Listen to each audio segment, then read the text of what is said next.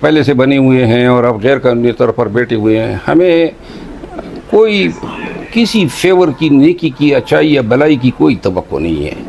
یہی chief minister Punjab Naqvi کی طرح لوگ آئیں گے اس نگران سیٹ اپ میں بھی، اور ہمارے ساتھ جو ہوا ہے، جو بدتر ہوا ہے، اس سے بھی زیادہ بدتر جو ہیں اگر یہ کریں گے تو ہمیں ان سے کوئی نیکی کی توقع نہیں ہے، اور ہم برے سے برے حالت کے لیے تیار ہیں.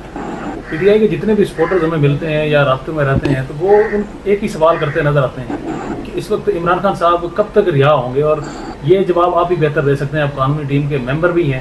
پی ٹی آئی کے سپورٹرز کے لیے یا پی ٹی آئی کے چاہنے والوں کے لیے آپ کیا میسیج دیں گے، کیا انہیں بتائیں گے خان صاحب کے لیے کوئی خوشخبری اگر آپ دینا چاہیں؟